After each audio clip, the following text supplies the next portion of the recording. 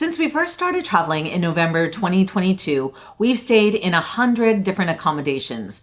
47 of them have been Airbnbs, and 43 of them have been various types of apart hotels, ryokans, flexi hotels, boutique hotels, and chain hotels. Next week, we're going to be sharing exactly how we book all of our accommodations. But before we do that, we thought it would make sense to compare all the various platforms that we use and trust. Stay to the end because we have numbers we're going to share that may surprise you.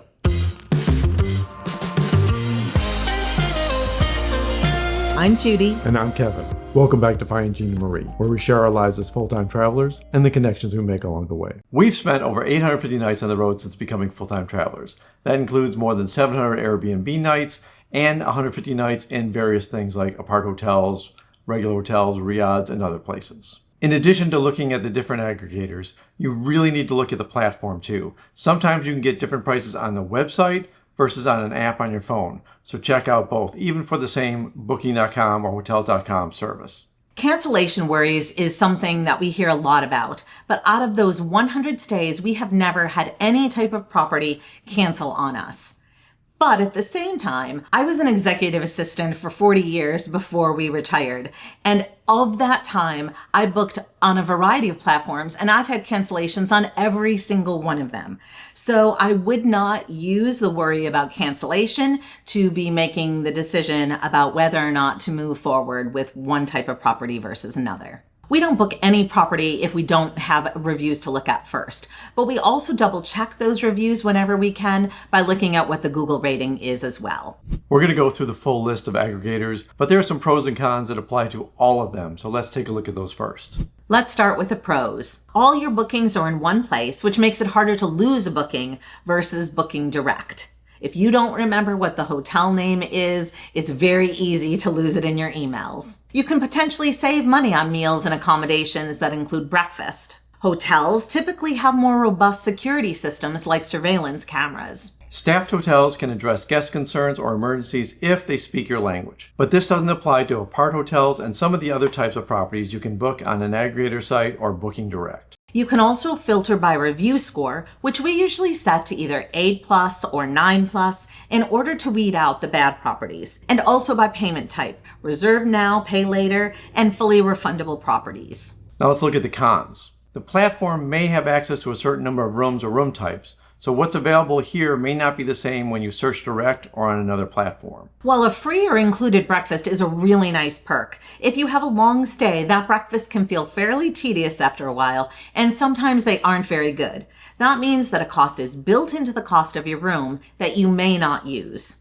If you book a major hotel chain using a third-party aggregator, you won't earn the brand's loyalty points. So if you book a Marriott property, you still get some loyalty perks, but not elite status benefits. And you won't earn Bonvoy points towards a free stay directly from the brand. Sometimes pictures of the rooms don't reflect the room you're booking. This is especially true when booking apart hotels and boutique hotels. And a few things about safety. Boutique hotels, similar to Airbnbs, may have physical keys versus key cards. So if you're worried that a key could be copied, this issue applies here as well. And the same also applies to Verbos. And for key cards, it's possible that your room was assigned to someone else and someone else can get into it. And because of the amount of staff that goes in and out of a hotel, it's possible that there's a greater potential for theft. Hotels can be in busy, often crowded and touristy areas, which may increase the risk of petty crimes such as pickpocketing.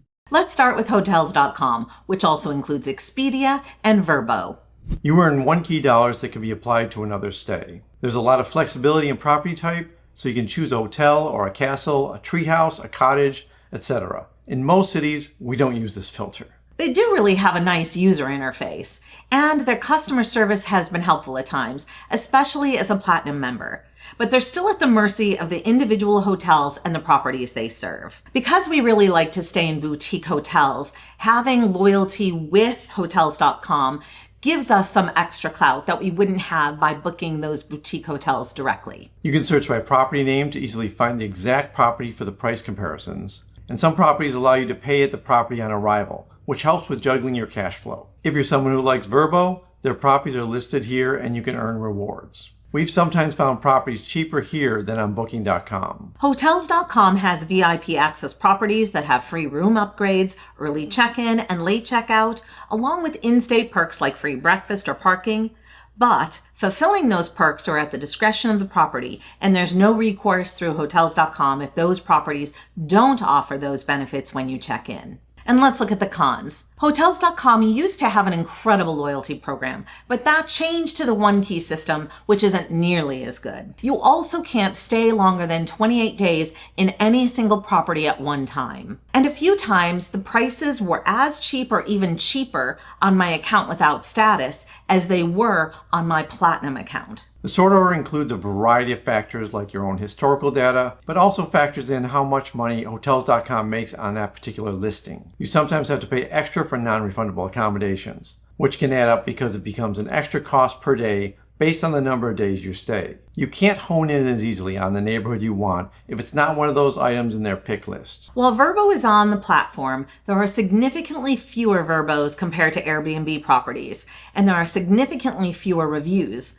which means that you can't always get an accurate understanding of what your experience will be. And also, you can lose your one key status if you don't accrue enough trip elements, which are basically bookings at the end of the year, as your progress resets on January 1st. And one final point about Vrbo. I personally have found the user interface to be not helpful. It's easier for me to use the Hotels.com platform than the Vrbo platform because I get much fewer opportunities to filter to what I want. Let's look at Booking.com, which is owned by Booking Holdings, which also owns Agoda, Priceline, and Kayak.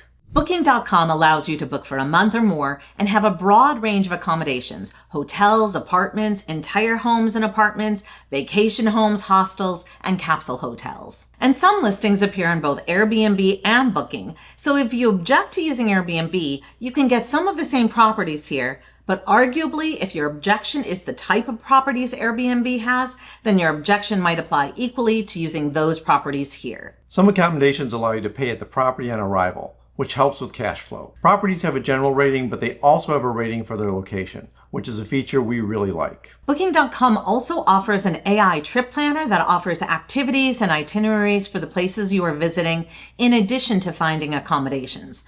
But we think you still need to double check your AI, and it may focus on super touristy places, and there might even be a behind the scenes payoff to have an activity listed in the same way that how much accommodations pay reflect the order that properties are ranked. When you achieve a new genius level, it becomes a lifetime privilege. So if you take a break from using Booking.com, you don't lose your status. Note that you accrue status not by how many nights you spend, but how many actual bookings you have on that platform. You can earn their highest reward program when you have 15 bookings within a 2-year period, and that includes accruing them through flights, rental cars, and attractions. When you earn that highest level status, you get priority support, a bigger discount, free upgrades, and free breakfasts. But those perks aren't available at all properties. And this is completely subjective, but it isn't my favorite user interface. I don't like that the neighborhood listings are fairly broad, and I can't always find the neighborhood I want to be using in their filter system. Their neighborhoods are even more broad than Hotels.com, so you really have to know where the neighborhood is, and then you can use the map zoom to hone in on it. Sort order is based on how much money Booking.com makes on that particular listing. And from one of the hosts we've talked with, they are an expensive platform to be on. You may have to pay extra for refundable properties, and that's based on the number of days you're staying, which can get expensive. And sometimes we've found bookings here to be more expensive than on other platforms. And while this platform has a new smart filter using AI that allows you to just type out what you need and have it filter by those terms, when I tried using the search for accommodations with a couch, for example, it filtered and just gave me apartment. But I don't know that that's really any better than just choosing your own filters. And this filter would remove suite hotels and may still include apartments that don't have a couch. And although you can move up in rank based on your loyalty rating, I haven't necessarily seen better pricing. Let's look at Agoda. While Agoda is under the umbrella of Booking Holdings, it has its own pricing, property, and deals. Agoda is especially popular in Asia, but we've also gotten excellent deals when we stayed in San Francisco too, so they aren't limited to Asia. Most properties are easily canceled, and there's often no prepayment required. They have a lot of the same filters as Hotels.com and Booking.com. Their property type options are better than Booking.com, and they even have homestay properties listed. Some homestay properties are still very hotel-like, and they're usually a property manager living on the property. Neighborhoods are narrowed down more, similar to Hotels.com, but maybe even a little bit better. You can filter by guest rating as well as location rating, which we think is a great feature. As for the cons, we sometimes needed to use Apple's Translate feature to read through communications they sent through when we booked in Japan, but they were in English when we booked in San Francisco. And we haven't had to deal with customer support to know how responsive they are, but there's at least some potential for there to be communication issues. Let's talk about booking direct with the hotel. They may be willing to cancel a non-refundable accommodation that you've booked directly with them versus when you book on a third-party platform. And you may not have to change rooms if you're extending your stay. They're often more amenable to changes if you've booked direct with them, and they may prioritize your booking if they've oversold the accommodations. And if you're using a chain hotel, which is especially the reason to book direct, you can use and accrue loyalty points, assuming your favorites are in the places you're visiting. Our biggest con is that contrary to the theory that booking direct gets you the best rates because they don't have to pay a commission fee to a third party, we have never ever gotten a cheaper rate by booking directly. Even when we just recently extended our stay in San Miguel de Allende and went to them in person to get a cheaper rate, their lowest rate was more than we paid on Booking.com. So that's how we booked it. Also, booking agents aren't typically authorized to offer a lower price, so it may take extra time on a phone, an additional phone call when the manager's around, and sometimes the hotel just can't or won't match the third-party price. When you're booking direct, you have to be your own aggregator, or have a recommendation to find boutique properties. Using chain hotels to accrue points may mean that you aren't getting as local of an experience as boutique hotels or other type of properties. If you're booking boutique accommodations, it can be easy to lose track of your reservation if you somehow didn't put it on your calendar or on a spreadsheet. And when you're using one-off properties, they don't have accountability to anyone. Sometimes online reviews keep hotels more honest. All right, let's end with the one that everybody loves to hate, Airbnb. Let's go through the pros. You can earn a discount for staying a week, and there are substantially more savings when you book for 28 days or more. For us, the perks of having a couch, a kitchen, and a washing machine is important. That couch, even when they aren't always the most comfortable, gives us the benefit of someone not having to sit on the bed for an entire month while the other person is working on a single chair at a small desk. A kitchen table doubles as a workspace for both of us, and when we're someplace that food is expensive, being able to cook is a huge money saver. And at times, if the property seems a little overpriced, we've been able to reach out to the host and negotiate a lower price. There are a lot of properties listed on Airbnb, so you have quite a bit of choice. And there are a good number of reviews on each listing, which means that you can get a reasonable idea of what to expect. In some of the Airbnb properties, we get perks like snacks from the local area or free bottled water. In Cairo, our host gave us fresh fruit, some local desserts, and even brought us dinner one night. Our hosts in Busan invited us to their home, where they made us a traditional South Korean dinner. We had similar experiences in our Riyadh and Fez, where the host made us traditional Moroccan dinner, but they didn't eat with us. You can filter down to elite accommodations like tiny homes, cabins, farms, domes, mansions, tree houses, and more. Of course, these come with premium prices compared to other properties, so we haven't booked them, but you can. Airbnbs often provide the opportunity to stay in residential neighborhoods, which can give a sense of local living and may feel safer than the tourist-heavy areas. The Airbnb platform allows you to communicate in your native language through the platform, even in foreign countries. And we've successfully had a driver call our host for directions when we needed them. Let's talk about cons. Booking an Airbnb, especially for the first time or two, can feel like a big responsibility, since it's not something some people have ever done before, compared to staying in a hotel.